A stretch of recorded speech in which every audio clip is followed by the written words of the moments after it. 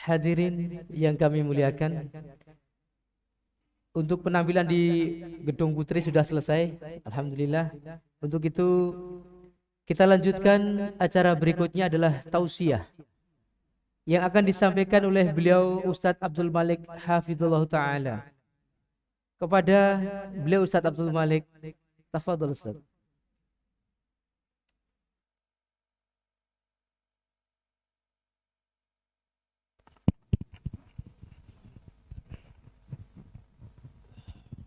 Bismillahirrahmanirrahim. Assalamualaikum warahmatullahi wabarakatuh. Alhamdulillahi rabbil alamin wal akibatu lil muttaqin fala udwana illa 'alal zalimin.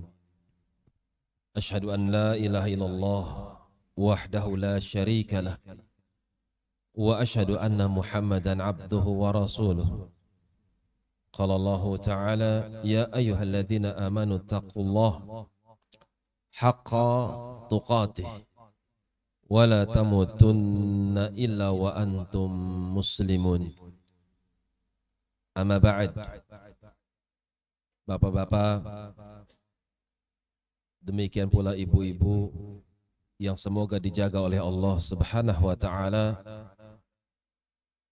Pada kesempatan yang baik ini saya mengingatkan diri saya pribadi, kemudian para hadirin semuanya tentunya, untuk bertakwa pada Allah Subhanahu wa taala akan keluarga yang telah Allah titipkan pada diri-diri kita. Kita sebagai bapak, sebagai seorang suami atas istri, bapak dari anak-anak, merupakan pemimpin, di mana pemimpin ini akan dipinta pertanggungjawabannya nanti di hadapan Allah Tabaraka wa Ta'ala. Kita pimpin istri kita dan kita pimpin anak-anak kita. Ar-rijalu qawwamuna 'alan nisa'. Mereka para lelaki adalah pemimpin-pemimpin atas mereka para wanita. Disebabkan karena kemuliaan yang Allah berikan kepada mereka, dan disebabkan karena mereka mendapatkan kewajiban untuk memberikan nafkah. Anak adalah titipan, di mana Allah memberikan karunia kepada setiap hamba-hamba yang diberikan karunia, yang layak untuk mendapatkan karunia. Akan tapi karunia tersebut adalah amanat, di mana Allah akan bertanya akan nikmat yang telah Allah limpahkan kepada hambanya. Tsumma latus'alunna yawma idzin 'anin na'im. Sungguh betul-betul pada hari tersebut kami akan bertanya akan nikmat-nikmat yang telah aku sampaikan kepada kalian. Umar ibn al-Khattab lapar, Abu Bakar As-Siddiq lapar, keluar dari rumah, bertemu dengan Rasul alaihi salatu wasallam di tengah jalan. Rasul bertanya, ma akhrajakuma, kalian berdua keluar ngapain? Ada apa? Al-ju' ya Rasulullah, kami lapar ya Rasulullah. Nabi katakan, wa ana kadzalik, aku pun lapar. Idzan nadhhab ilal ansar. Yuk, kita berangkat ke rumah orang Ansar. Sampai di rumah orang Ansar, ternyata enggak ada. Yang ada cuma istrinya. Marhaban bi Rasulillah sallallahu alaihi wasallam. Oh, selamat datang. Ahlan wa sahlan ya Rasulullah. Beruntung sekali kedatangan tamu pada hari ini. Aku adalah orang yang paling bahagia, yang paling beruntung karena kedatangan tamu Rasulullah sallallahu alaihi wasallam. Tapi suami sedang enggak ada. Sebentar baru ambil air. Enggak lama kemudian suaminya datang, sama dengan ucapan yang diucapkan oleh sang istri. Kemudian singkat cerita memberikan setandan kurma, kemudian satu kuah berupa kuah makanan daging kambing dan air minum. Abu Bakar, Umar, kemudian Rasul alaihi salatu wasallam pun kenyang karenanya. Kemudian Nabi mengucapkan kepada Umar, "Ya Umar, la tus'alunna yawma idzin 'anil na'im." Tadi kau keluar dari rumah dalam keadaan lapar, sekarang pulang dalam keadaan kenyang. Nanti Allah akan bertanya akan nikmat yang telah kau terima darinya. Walau syurbul ma' ya Rasulullah, meskipun seteguk air ya Rasulullah. Naam ya Umar, betul. Meskipun seteguk kurma, setandan kurma atau standar kurma, seteguk air atau satu kuah daripada kuah makanan berupa daging akan ditanya sama Allah. Lantas bagaimana dengan anak? Bukankah kenikmatan yang nggak bisa dilukiskan? Kan itu bahaya sekali seorang yang menelantarkan anaknya, nggak memperdulikan pendidikan anaknya, akhlak anaknya, rugi sekali. Karena nanti dia akan lari meninggalkan anaknya. Anaknya pun akan lari meninggalkan bapaknya. Yauma yafirrul mar'u min akhihi wa ummihi wa abihi wa sahibatihi wa banihi. Di mana seorang akan lari meninggalkan saudaranya. Seorang akan lari meninggalkan bapak dan ibunya. Seorang akan lari meninggalkan istri dan juga anak-anaknya. Anak lari ngelihat bapaknya, bapak pun lari ngelihat anaknya. Kata Ibnu Utsaimin rahimahullahu ta'ala, di antara sebabnya mereka takut dituntut. Hai Ananda, kenapa kau tidak berbakti kepada ayahmu? Ayahnya dituntut, wahai ayahanda, kenapa kau tidak mendidikku dengan pendidikan takwa? Kan itu jamaah rahimani wa rahimakumullahu jami'an. Anak adalah harapan. Di mana di saat kita mungkin nanti sudah nggak berdaya, ketika sudah dimakan oleh usia, rambut sudah mulai memutih, tulang sudah mulai mengeras, kulit sudah mulai mengerut, yang kuat menjadi lemah. Tentu kita sangat butuh kasih sayang dari mereka. Panjenengan akan bisa merasakan manisnya perilaku anak, manisnya perilaku putra putri panjenengan nanti ketika panjenengan sudah sepuh. Anak meskipun jauh jaraknya tapi masih mau main ke rumah orang tua. Mungkin panjenengan ditakdirkan sakit, atau istri panjenengan ditakdirkan sakit sementara nggak ada rewang di rumah. Panjenengan harus merawat istri, atau istri panjenengan merawat panjenengan di rumah sakit. Anak-anak yang berhasil dididik oleh panjenengan, dia akan rela meninggalkan dunianya. Diambil cuti, nggak peduli mau diresign, mau dikeluarkan dari perusahaannya, nggak peduli. Yang penting Abi dirawat, yang penting Umi dirawat. Dia ambil cuti demi ayah dan ibunya. Panjenengan sendiri nanti akan merasakan, Masya Allah, manis rasanya ketika panjenengan mungkin ditakdirkan berbaring di atas dipan rumah sakit. Dengan penuh keikhlasan dia basuh diri panjenengan, disibeni istri panjenengan. Mungkin panjenengan nggak sanggup lagi untuk bersuci, nggak sanggup untuk membersihkan diri. Anak panjenengan dengan penuh keikhlasan dia bersihkan diri panjenengan. Kok bisa anak seperti itu? Pendidikan, Pak. Sebabnya pendidikan. Ketika hati sang anak dihadirkan kepada Allah Subhanahu wa ta'ala. Ketika sejak dini hati itu dibentuk untuk selalu hadir ke hadapan Rabb-nya, ke hadapan Tuhannya. Maka hati tersebut akan sangat paham. Hati anak-anak panjenengan akan paham bagaimana cara meraih ridho ilahi.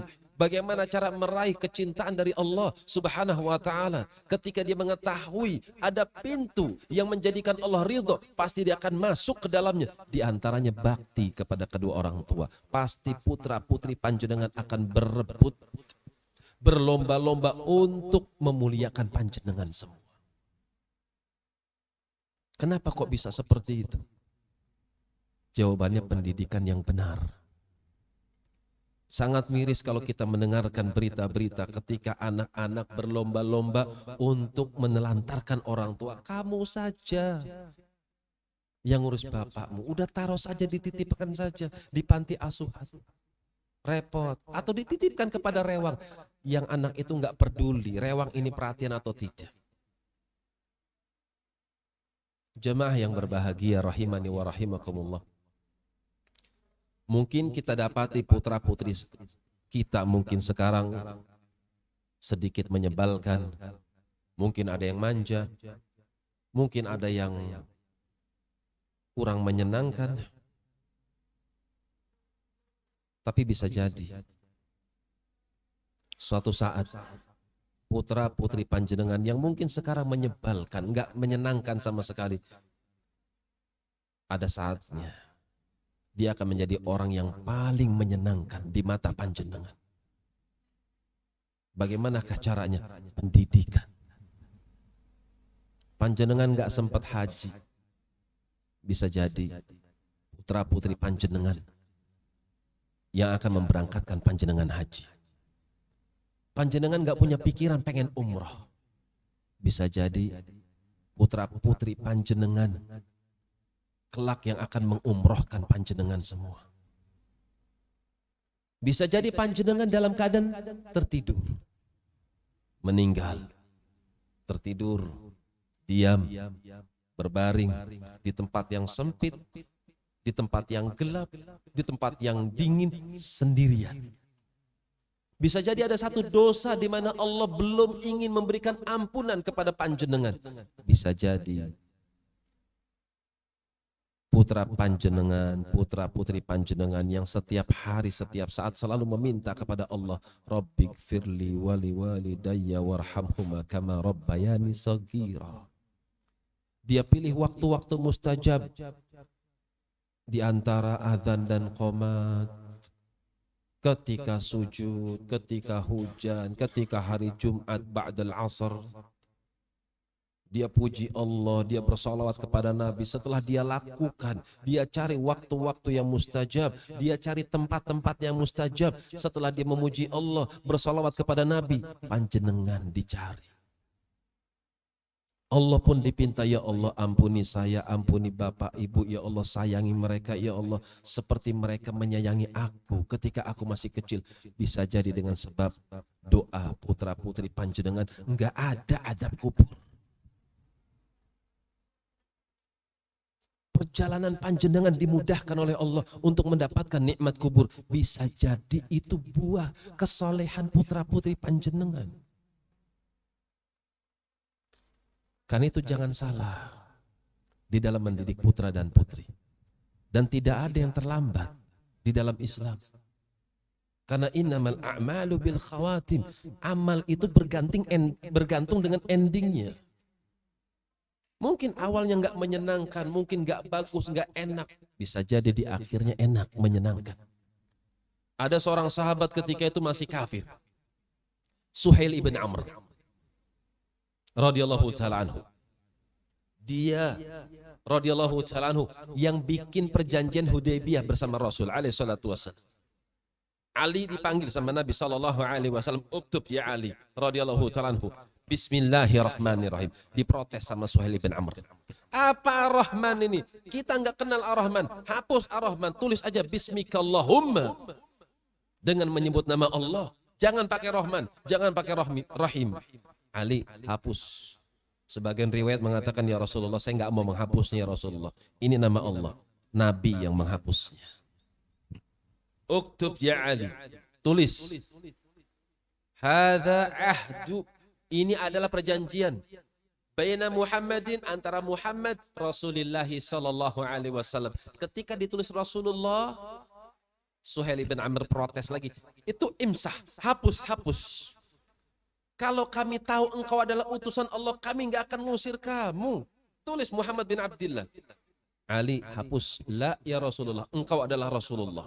Nabi yang hapus.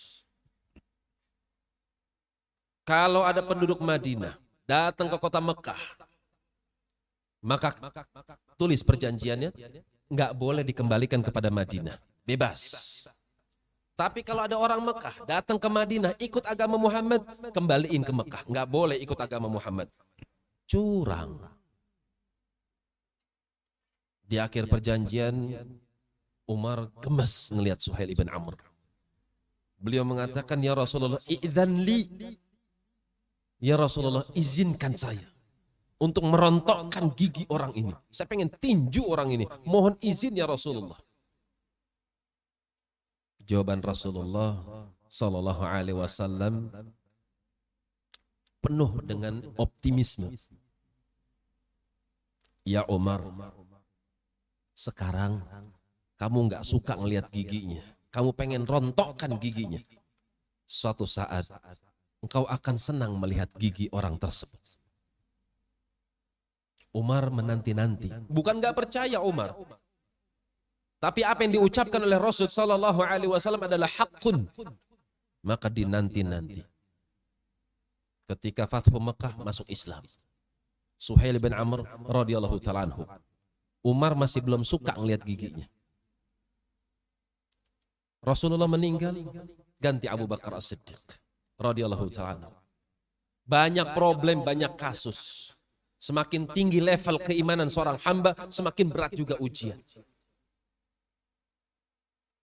Ketika itu ujian Abu Bakar As-Siddiq, banyak orang-orang yang nggak mau masuk atau banyak orang-orang yang nggak mau bayar zakat. Mereka punya pendapat zakat itu hanya ditunaikan kepada Rasulullah Sallallahu Alaihi Wasallam. Selain beliau, kita nggak mau bayar zakat. Pendapat Abu Bakar harus diperangi yang seperti ini. Kasus berikutnya, banyak orang-orang murtad. Muhammad Sallallahu Alaihi Wasallam telah meninggal. Islam kalau begitu lemah. Kalau sudah lemah, apa yang diharapkan dari sesuatu yang lemah? Keluar dari Islam. Suhail bin Amr minta izin kepada Abu Bakar radhiyallahu ta'ala anhu untuk mendatangi orang-orang yang murtad tersebut. Diizinkan. Beliau berpidato, menasihati orang-orang Baduy yang keluar daripada Islam. Dan ternyata berhasil dengan izin Allah. Maka Umar ibn al-Khattab radhiyallahu ta'ala anhu ingat sabda Nabi sallallahu alaihi wasallam. Sekarang kau nggak suka lihat giginya, akan tapi suatu saat kau akan suka kelak nanti melihat giginya Suhail ibn Amr radhiyallahu ta'ala anhu. Maka Umar pun senyum melihat Suhail ibn Amr. Betapa senangnya Umar melihat gigi Suhail ibn Amr ketika berpidato di hadapan manusia, menjadikan manusia masuk ke dalam Islam, tidak jadi murtad. Kan itu bapak-bapak, demikian pula ibu-ibu harus optimisme. Sekarang anak main HP terus. Dikandani angel misalnya. Ada jawabannya. Sekarang, itu sekarang. Tetap harapkan kepada Allah Subhanahu wa ta'ala. Nanti insya Allah. Terus panjatkan doa. Di waktu-waktu mustajab. Di tempat-tempat yang mustajab. Minta kepada Allah. Akan ada waktunya. Di mana kelak nanti panjenengan akan bangga. Akan bahagia melihat putra-putri panjenengan sendiri. Mungkin ditakdirkan sekolah di Arab Saudi. Pulang menjadi doktor. Berdakwah di tengah-tengah manusia. Banyak manusia mencintainya. Setiap ada ujian selalu bisa dilewati dengan bijak. Menjadikan kebanggaan di hati keluarga. Bagaimana caranya? Kembali kepada pendidikan. Pendidikan apa yang dimaksud? Ya tentu agama. Seperti pendidikan Ibrahim alaihissalam kepada sang putra. Seperti apa kependidikan beliau? Berawal dari hati, akidah. Ketika Ibrahim alaihissalam dibakar beliau. Ketika mereka nggak berhasil membakar Ibrahim alaihissalam, maka mereka bisik-bisik di antara mereka, ini gimana? Kalau dibiarkan bahaya dia. Udah, usir aja. Usir dia dari Irak. Ibrahim alaihissalam orang Irak. Karena kakeknya orang Irak. Nuh alaihissalam orang Irak. Babilonia. Tapi sebelum mereka mengusir Ibrahim, Ibrahim alaihissalam langsung mengikrarkan. Qala inni dhahibun ila rabbi sayahdin. Saya yang akan pergi meninggalkan kalian. Aku akan pergi meninggalkan kalian menuju Allah. Aku akan dakwah di tempat yang lain. Optimis. Allah pasti akan memberikan petunjuk kepada saya. Siapakah beliau? Keturunan daripada Nuh. Wa inna min syi'atihi la Ibrahim idh jaa'a rabbahu biqalbin salim. Keturunan Nuh, di antara keturunan Nuh adalah Ibrahim. Seperti apa Ibrahim alaihissalam manakala beliau beribadah kepada Tuhannya? Idja'a rabbahu biqalbin salim. Dia datangi Allah dengan membawa hati yang selamat. Pendidikan yang paling utama adalah akidah, tasfiyah, pembenahan, pensucian, penetralisir dari berbagai macam kerusakan yang ada di dalam hati. Pesimisme hilangkan dengan optimisme. Bagaimana caranya? Perbaiki pokok daripada diri manusia, yaitu jantung hatinya. Ibrahim terapkan pada keluarganya. Hatinya ditanamkan bagaimana supaya lekat dengan Tuhannya. Tidak bergantung kecuali hanya kepada Tuhannya. Berhasil. Belum sampai usia balik, Ibrahim alaihissalam mendapatkan ujian. Ketika mendapatkan ujian, beliau berhasil. Demikian pula sang anak pun ikut berhasil. Kenapa kok bisa berhasil? Pendidikan agama lewat pembentukan akidah. Qala ya bunayya inni ara fil manami anni adbahuka fanzur madza tara. Nah, aku mendapatkan mimpi hari Tarwiyah tanggal 8, tanggal 9. Aku mendapatkan mimpi dari Allah Subhanahu wa taala bahwasanya aku harus menyembelih dirimu. Fanzur madza tara. Perhatikan bagaimana pendapatmu. Lihat pendidikan Ibrahim alaihissalam. Sang anak mengucapkan satu kalimat yang ayahnya sudah tahu ini bakal diucapkan. Akan tapi ucapan ini kan gak akan diketahui kecuali kalau harus diungkapkan. Qala ya abati fa'al ma tu'mar. Wahai ayahanda, monggo lakukan apa yang diperintahkan oleh Allah kepada engkau. Lakukan, silahkan. Adapun saya sedih, siapa yang gak sedih? Takut, campur, nggak suka. Siapa sih yang suka dibunuh? Dicubit aja nggak suka dia. Disakiti dia nggak suka. Apalagi harus dihilangkan ruhnya, dihilangkan nyawanya. Yang nggak suka. Tapi ketika ini adalah perintah Allah, maka tidak ada jalan yang selain daripada taslim. Terima, pasrah. Satajiduni insya'allahu minas sabirin.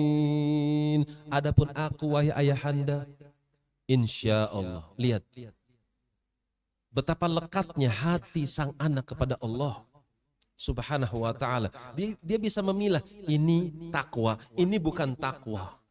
Ini jalur yang selamat, ini jalur yang gak selamat. Dia pilih jalur yang selamat, dia pilih jalur yang takwa.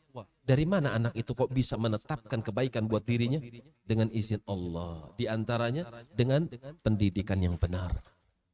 Ketika pendidikan yang benar sudah menancap di dalam hati, anak panjenengan jadi profesor, anak panjenengan jadi dokter, anak panjenengan jadi TNI, jadi Polri. Tapi kalau hatinya sudah baik, maka dia akan menjadi profesor yang jujur, dokter yang jujur, TNI yang jujur, Polri yang jujur, yang membanggakan umat. Bukan hanya panjenengan, umat pun bangga.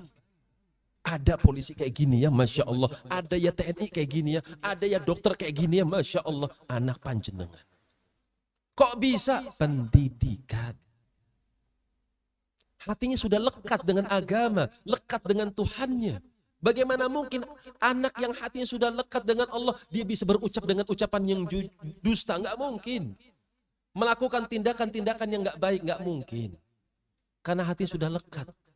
Dia merasa diawasi sama Allah. Dengan penuh kesadaran, ucapan, perbuatannya akan ada pertanyaan nanti di hari kiamat. Dipertanggungjawabkan di hadapan Allah.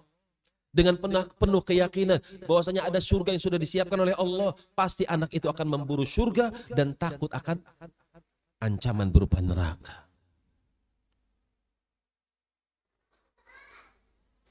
Falamma aslama wa tallahu lil jabin.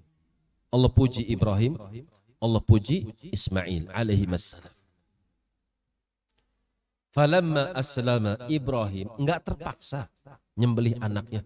Terpaksa perintah Allah lah, lakuin aja lah. Ismail takut sama bapaknya. Udahlah terpaksalah lakuin aja. Tidak. Mereka berdua tidak dalam keadaan terpaksa melakukannya, bukan. Kenapa demikian? Karena Allah yang berfirman, falamma aslama, ketika keduanya aslam. Ketika keduanya sudah pasrah, siap menjalankan perintah. Itulah hati Ibrahim, demikian pula hati Ismail alaihi wassalam. Hati yang sudah dibasahi dengan keimanan. Hati yang penuh dengan nilai-nilai ketakwaan. Dan itulah yang kita inginkan kepada Allah Subhanahu wa taala, agar Allah menjadikan hati-hati kita dan keluarga kita menjadi hati-hati yang pasrah kepada Allah Subhanahu wa taala. Anak diajarkan dengan ketakwaan, itu akan menghasilkan masa depan yang cerah. Luqman pernah menasihati anaknya. Bagaimana cara Luqman menasihati anaknya? Ketika anak sudah jenjang SMP, itu bahasanya bukan dikte lagi. Kalau SD, TK, SD kelas 1 mungkin masih bisa didikte. Tolong taruh ini, lakukan itu, masih bisa. Tapi kalau sudah masuk kelas 6, masuk kelas SMP, itu anak bukan lagi didikte, tapi diajak dialog. Seperti perbuatan Ibrahim alaihissalam, demikian perbuatan Luqman Al-Hakim radhiyallahu ta'ala anhu. Wa idh qala Luqmanu libnihi wa huwa ya'idhuhu ya bunayya la tusyrik billah. Dan ingatlah ketika Luqman mengatakan sesuatu berupa ucapan kepada sang putra, wa huwa ya'idhuhu, dan dia memberikan petuah yang amat baik, wejangan yang amat baik kepada anaknya. Diajak dialog 4 mata. Pendidikan ayah dengan anak 4 mata. Pendidikan ibu dengan anak 4 mata. Itu lebih mengena. Dan tentu yang menjadi imam, yang menjadi tauladan itu bukan ibu, tapi ayahnya. Di sekolah, anak makan pakai tangan kanan. Diajarkan adab untuk duduk kalau makan. Kalau makan satu-satu, jangan langsung sekaligus. Ini peranan sang ayah sangat menentukan di rumah. Di sekolah makan pakai tangan kanan, tapi bapaknya makan tangan kiri. Dia nggak ngasih contoh. Makan sebetulnya nggak masalah makan sambil jalan. Akan tapi kan kita mengajarkan anak kita yang lebih mulia, yang lebih bagus, lebih baik makan duduk. Di rumah bapaknya jalan makannya. Ini kan nggak bagus. Orang tua memiliki peran yang amat besar di dalam pendidikan bagi sang anak. Itu akan memberikan bekas. Betul, ustadz, guru-guru di sekolah, mereka memiliki peran yang penting. Tapi orang tua itu nggak kalah penting. Dia akan nonton ayahnya. Di sekolah diajarkan qobliyah, ba'diyah, bapaknya nggak pernah qobliyah, ba'diyah, nggak pernah ngasih contoh pentingnya sholat sunnah di rumah. Di sekolah diajarkan duha, diterangkan keutamaan duha, diterangkan keutamaan sholat malam, diwasiatkan nanti pulang ke rumah sholat qiyam lail. Bapaknya nggak pernah memberikan contoh. Bapak itu tauladan. Itulah petuah, dia ucapkan dengan lisannya, dia tunjukkan dengan peragaan pada fisiknya. Ya bunayya la tusyrik billah. Kembali diikat hati sang anak kepada Allah. Nah, beribadahlah kepada Allah dan janganlah kau menyekutukan Allah dengan sesuatu apapun. Kemudian diingatkan dengan takwa, bahwasanya Allah Maha tahu akan segala sesuatu. Ya bunayya innaha in takum mithqala habbatin min khardal فتكون في صخرة أو في السماوات أو في الأرض يأتي بها الله إن الله لطيف خبير. Wahai Ananda, andai kau melakukan kejahatan, yang kejahatan ini kalau ditimbang itu seperti biji jagung, terus kejahatan ini kau sembunyikan. Kau sembunyikan di dalam batu, atau kau sembunyikan di dalam tanah, atau kau sembunyikan di atas langit sekalipun. Nanti pada hari kiamat Allah akan mendatangkan kejahatan yang telah kau lakukan. Hati-hati ya nak. Iringi perbuatanmu dengan istighfar. Lihat bagaimana pendidikan sang ayah. Bukan hanya ustadz yang memberikan takwa, mengajarkan takwa, tapi bapak ikut memberikan peran yang amat penting di rumahnya untuk mempraktekkan ketakwaan. Innallaha latifun khabir. Allah itu maha lembut nak. Hal-hal yang tidak terdeteksi itu ketahuan sama Allah. Khabir, dan dia maha teliti, tidak akan pernah alpa. Jadi anak hendaknya ditanamkan kepada pendidikan takwa. Benahi dulu hatinya. Bagaimana caranya? Kembali saya ingatkan kepada pendidikan agama. Apabila seorang hamba sudah bagus pendidikan agamanya, maka pendidikan-pendidikan lain dari pendidikan nasional atau keterampilan-keterampilan yang memang harus dimiliki oleh sang anak, itu anak sudah bisa memilah dan memilih. Ini baik menurut Allah, ini enggak baik menurut Allah. Tinggal panjenengan doakan. Jangan pernah lalai untuk mendoakan anak di waktu-waktu mustajab. Minta kepada Allah Subhanahu wa taala dengan cara panjenengan meresapi juga maknanya. Rabbana, duhai Allah, hab lana, berikan karunia untuk kami ya Allah. Min azwajina, dari istri-istri kami ya Allah, istri ya Allah. Wa dzurriyyatina, dan juga anak keturunan kami ya Allah.